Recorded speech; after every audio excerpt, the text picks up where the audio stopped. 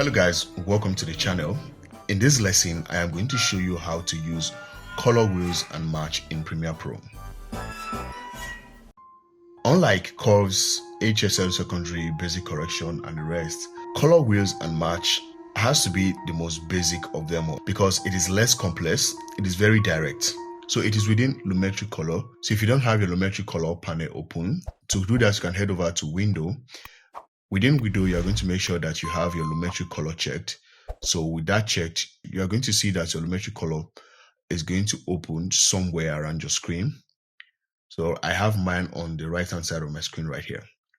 So down here within color wheels and match, I have these color wheels and they are labeled shadows, midtones, highlights. Now, next to each of these color wheels, there are these sliders right here. So if you understand tonal range, you will understand these shadows, midtones, and highlights right here. So basically shadows are the dark parts of the image. So right here, I have this image on my screen. It's a video of a street. So I have shadows, which is the dark parts of the image. So this part right here is dark. This is dark. These are shadows. All the dark parts, everything dark here or everything black right here on the image is referred to as the shadows. Then we have the midtones. The midtones are the colors in between. Colors in between. When I mean colors in between, I mean colors between the dark and the bright. That is the shadow and the highlights, the black and the white, if you get what I mean. So that's the midtones. The colors in between the shadows and the highlights. And then the highlights, it is the brightest or the brightest parts of the image. For example, we have this white jacket, the blonde hairs, these are all highlights. Every brighter part of the image are highlights. The darker parts are the shadows. The colors in between are the midtones. All green, the greens, the blues, all these. So they are the midtones. We have shadows, midtones, highlights.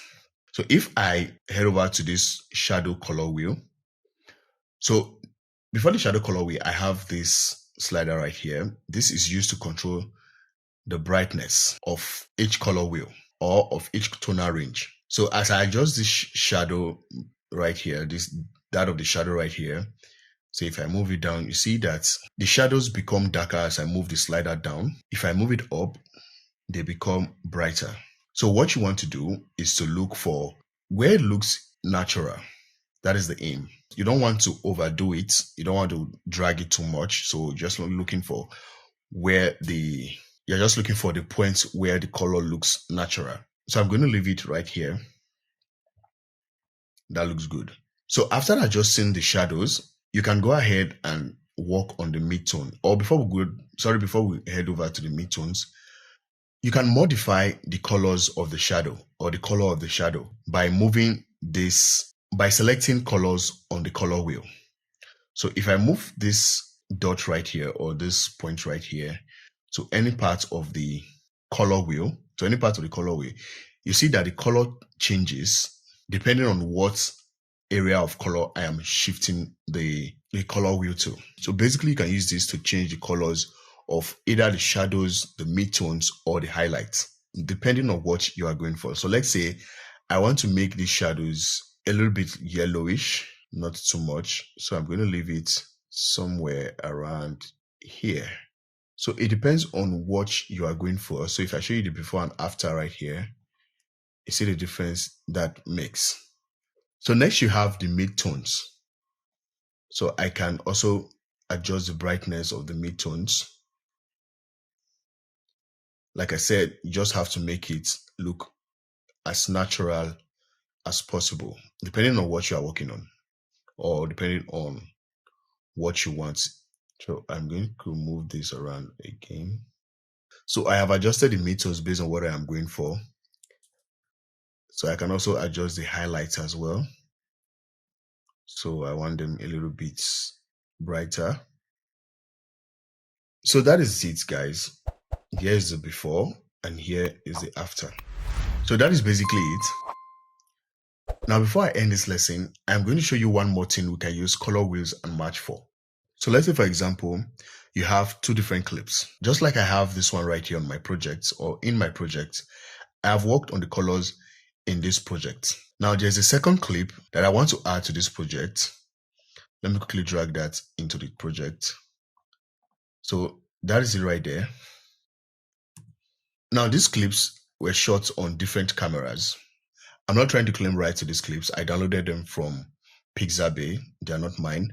Now, these two clips are shot on different cameras, but I want the colors to match. I don't want it to be obvious that these clips were gotten from two different places. I want the look and feel of this clip to be the same as this.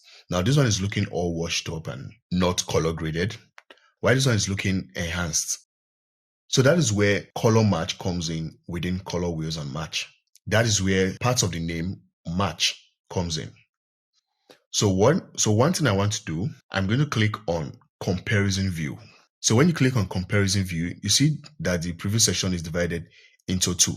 We have the reference part and we have the current part. So basically, this is where the image you are referencing should be. So for example, what I'm referencing is the first clip. So I'm going to move my playhead to the first clip right here.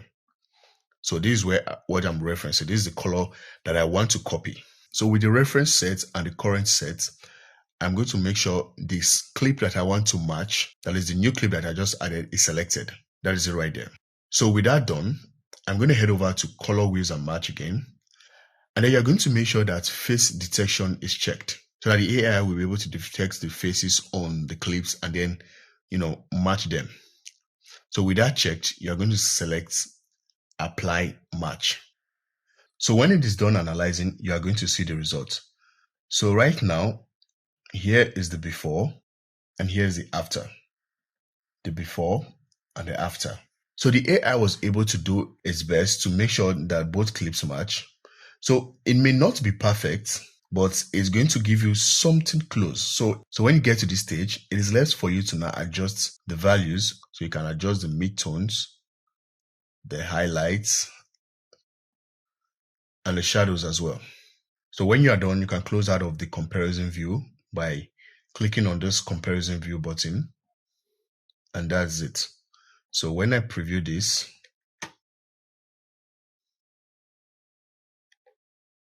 you see the difference. Here's the before and here is the after.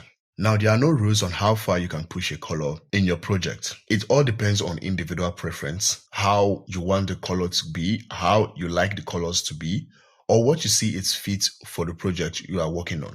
So if you find this video helpful, be sure to give it a like and also do well to subscribe to the channel and turn on post notifications so you get notified when I post a new video. Thank you, and I'll see you on the next one. Bye.